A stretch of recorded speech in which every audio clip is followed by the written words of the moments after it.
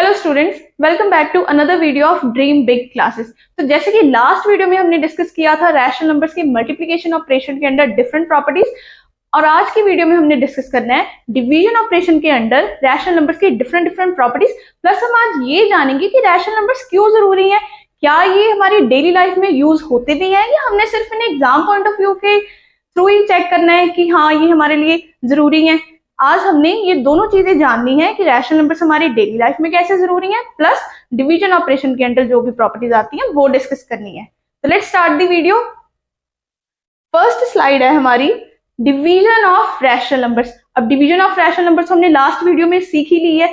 अब अगर वो आपको नहीं आती है या आपको कोई डाउट है तो आप पिछली वीडियोस चेक कर सकते हो, जिनके लिंक डिस्क्रिप्शन बॉक्स में दिए हुए हैं। ओके, तो डिवीजन ऑफ रैशनल नंबर्स के अंडर फर्स्ट प्रॉपर्टी है क्लोजर प्रॉपर्टी। अब क्लोजर प्रॉपर्टी क्या होती है कि जैसा सेट ऑफ नंबर्स हमने यूज किया आंसर भी वैसे ही आना चाहिए। तो इसकी एक एग्जांपल कर लेते हैं डिस्कस। एग्जांपल है कि 5/4 डिवाइड बाय 0/1। अब 0/1 एक रैशनल नंबर है, दोनों रैशनल नंबर्स को हमने डिवाइड किया तो रूल के अकॉर्डिंग हमने सेकंड रैशनल नंबर जो है उसका रेसिप्रोकल लिख दिया, दैट इज 1/0, और डिवीजन की जगह लगा दिया मल्टीप्लिकेशन का साइन, और आंसर आया हमारे पास 5/0। अब 5/0 क्या एक रैशनल नंबर है? नहीं है। क्यों? क्योंकि रैशनल नंबर की डेफिनेशन ही यही बोलती है कि रैशनल नंबर में डिनोमिनेटर जो है वो नॉन जीरो होना चाहिए, लेकिन यहाँ पे हमारे पास कितना है? 0, तो it is not a rational number. So we can say that closure property is not applicable for division of rational numbers. कि रैशनल नंबर्स को जब हम रैशनल नंबर्स को जब हम डिवाइड करें दो रैशनल नंबर्स को, तो जरूरी नहीं है कि हमारा आंसर हमेशा रैशनल नंबर ही आए। आंसर कोई रैशनल नंबर नहीं भी आ सकता, ये कंडीशन जरूरी नहीं है। तो क्लियर है डिवीजन के लिए क्या रूल है क्लोजर प्रॉपर्टी का। नेक्स्ट है हमारे पास, नेक्स्ट प्रॉपर्टी जो हमने अब डिस्कस करनी है वो है कम्यूटेटिव एंड एसोसिएटिव प्रॉपर्टी। अब कम्यूटेटिव एसोसिएटिव प्रॉपर्टी हम ऑलरेडी डिस्कस कर चुके हैं। अब करना क्या है, हमने सिर्फ डिवीजन के लिए चेक करना है कि क्या ये दोनों प्रॉपर्टीज यहाँ पे एप्लीकेबल है भी कि नहीं। तो इनके फॉर्मूला जो जनरलाइज्ड फॉर्मूला है, जहां पे हमें रैशनल नंबर्स की वैल्यू नहीं गिवन, लेकिन हमने एक जनरल फॉर्मूला क्या लिखा है वो कैसे होंगे, ये फॉर्मूला है फॉर कम्यूटेटिव प्रॉपर्टी। अब क्यों कम्यूटेटिव प्रॉपर्टी है? कम्यूटेटिव प्रॉपर्टी में हम कितने रैशनल नंबर्स लेते हैं? 2। तो 2 रैशनल नंबर्स मैंने लिए ए और बी, उनको रीऑर्डर किया, क्योंकि कम्यूटेटिव प्रॉपर्टी में हम यही करते हैं कि रीऑर्डर करके सॉल्व करते हैं। तो मैंने ए को बी से डिवाइड किया, देन बी को ए से। मैंने देखा कि आंसर्स जो है वो इक्वल नहीं आए, तो हमने जनरलाइज्ड फॉर्मूला इसके लिए क्या बनाया, A divide by B is not equal to B divide by A. Simple. Next property मैंने लिखी है एसोसिएटिव प्रॉपर्टी। अब एसोसिएटिव प्रॉपर्टी के लिए जनरलाइज्ड फॉर्मूला क्या होता है, पहले हम 3 रैशनल नंबर्स लेंगे, तीनों में से 2 को एक बार ही सॉल्व कर देंगे, नेक्स्ट थर्ड को उनके आंसर के साथ सॉल्व करेंगे, यानी कि डिवाइड करेंगे और उनका आंसर देखेंगे।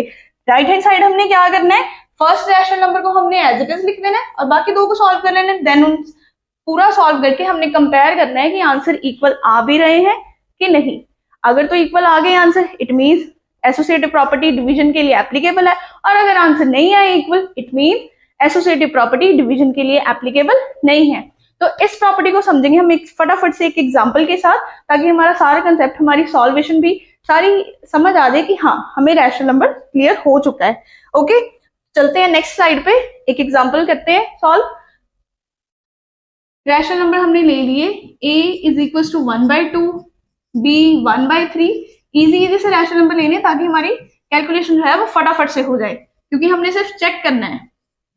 लेफ्ट हैंड साइड हमने लिख लिया a और b को पहले डिवाइड करना है, और राइट हैंड साइड पे मैंने क्या किया, b और c को डिवाइड करना है। पहले a की वैल्यू कितनी है 1/2, b की वैल्यू कितनी है 1/3। फटाफट से वैल्यूज लिख लेंगे इनकी, क्या है 1/3 डिवाइड बाय 1/4। अब हमें पता है कि ब्रैकेट वाली वैल्यू पहले सॉल्व करते हैं, तो पहले इन्हें कर लिया सॉल्व फटाफट से। रेसिप्रोकल लेना है, क्यों? क्योंकि हम डिवीजन कर रहे हैं, डिवीजन के लिए एक खास रूल है। सेम हम करेंगे यहाँ पे, 1/4 था उसे कर दिया 4/1। यहाँ पे आंसर आ गया हमारा 3/2 डिवाइडेड बाय 1/4, और यहाँ पे आया हमारा आंसर 1/2 डिवाइडेड बाय 4/3। अब लास्ट स्टेप है, तो डिवीजन का वही सेम रूल इन्वर्स कर देंगे सेकंड रैशनल नंबर का। तो यहाँ पे कितना आंसर आया हमारे पास, 1/2 इंटू 3/4। आंसर आया 12/2, दैट इज 6/1। ये आया है हमारा लेफ्ट हैंड साइड के लिए 6/1 और इस साइड कितना आएगा हमारा आंसर 3/8। अब आप लोग देखिए, खुद देखिए, मैं नहीं आपको बोल रही, आप खुद देखिए कि क्या दोनों तरफ आंसर सेम आए हैं। एक तरफ आया है 6/1 और दूसरी तरफ आया है 3/8। दोनों आंसर बिल्कुल ही डिफरेंट है। इट मीन्स क्लियरली विजिबल है कि ये जो अगर हम एसोसिएटिव प्रॉपर्टी अप्लाई करें for division of rational numbers वो वहां पे अप्लाई नहीं होती है। क्यों? क्योंकि आंसर इक्वल आ ही नहीं रहे। क्लियर है?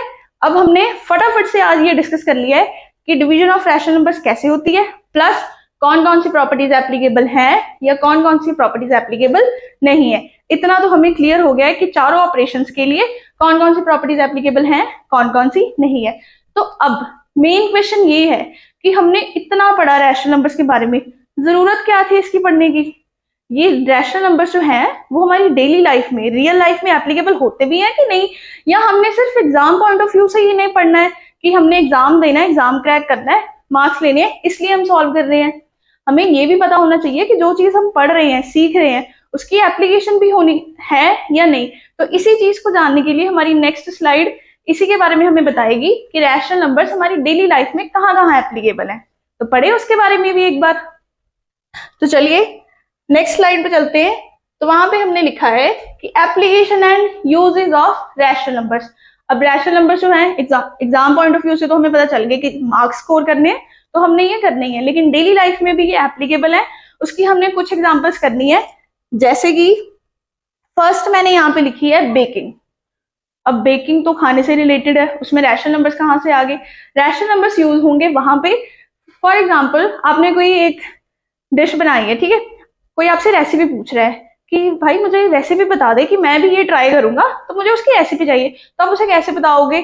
या तो आप बताओगे कि मैंने 1 कटोरी ये ली थी, या आप सीधा नेचुरल नंबर्स यूज करोगे कि मैंने 1 कटोरी ये ली थी, 1 जग पानी का लिया था, 1 कप दूध लिया था। या फिर बताते हो कैसे कि मैंने आधा कप चीनी ली थी, आधा जो है कप वो लिया था दूध, आधा कप मैंने मैदा लिया था, या 1.5 कप मैंने चीनी ली थी। इस तरीके से आप उसे बताते हो, ठीक है, यानी कि आप पोर्शंस बताते हो। अब उन पोर्शंस को रिप्रेजेंट करने का मेथड आप कौन सा यूज करते हो? P/Q। P/Q ही करते हो, क्योंकि न्यूमरेटर और डिनोमिनेटर की फॉर्म में आप बता रहे हो 3/4, ठीक है। अब इस पोर्शन में, इस फ्रैक्शन में खास क्या है कि इस फ्रैक्शन का जो डिनोमिनेटर है, यानी कि जो टोटल पार्ट्स है, वो चारों केसेस में या जितनी भी हमने अभी एग्जांपल्स मैंने बोली हैं उसमें वो नॉन जीरो थी। फ्रैक्शन तो थी लेकिन डिनोमिनेटर था वो नॉन जीरो था। इट मींस हम बिना जाने कि हम तो सिर्फ रेसिपी बता रहे हैं, लेकिन हम रैशनल नंबर्स ही यूज कर रहे हैं वहां पे, क्या बताने के लिए? अपनी सिंपल सी इंफॉर्मेशन जो हम डेली बात करते हैं, ठीक है जी। एक और एग्जांपल हो सकती है, मैं आपको बता सकती हूँ, टीवी हम सभी देखते हैं, चाहे वो फोन के थ्रू देख ले या वैसे घर पे बैठ के देख ले, एड्स आती हैं। एड्स में बहुत बार हमने देखा है कि जो लोग हैं या जो एडवर्टाइज करते हैं वो इस तरह से अपनी ब्रांड को या अपनी चीज को प्रमोट करते हैं कि 3 out of 5 people approve our product, या 9 out of 10 women like this lipstick brand, या 3 out of 5 डेंटिस्ट जो कहते हैं कि ये टूथपेस्ट बेटर है या ये हमारी दवाई बेटर है, ठीक है। तो वो भी बता तो हमें अपनी क्वांटिटी रहे हैं, पोर्शंस बता रहे हैं कि हाँ टोटल में से इतने बंदे ये चीज पसंद करते हैं या ये चीज उन्हें पसंद नहीं है। तो अननोइंगली वो भी हमें बाय रैशनल नंबर्स के थ्रू ही ये चीजें बता रहे हैं। तो इसी तरह रैशनल नंबर्स जो हैं वो हमारी डेली लाइफ में प्लस हमारे जो करिकुलम है, हमारा जो एकेडमिक जो स्टफ है, उसमें भी हम उसे यूज करते हैं।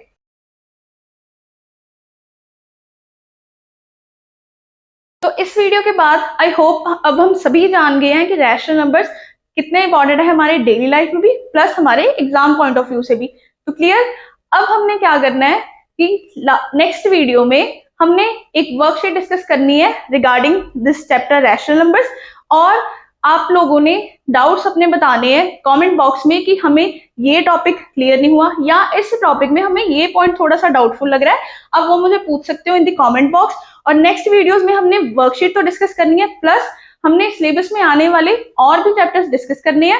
और अगर आपको ऐसा लग रहा है कि हाँ मुझे इस चैप्टर में डिफिकल्टी आ रही है, तो आप वो भी चैप्टर हमें कमेंट बॉक्स में मेंशन कर सकते हो, तो हम उस चैप्टर पे भी पर्टिकुलरली एक वीडियो जरूर अपलोड करेंगे आपके लिए। तो आई होप आपको ये वीडियो पसंद आई होगी और ऐसी और वीडियोस देखने के लिए हमारे चैनल को लाइक और सब्सक्राइब करें।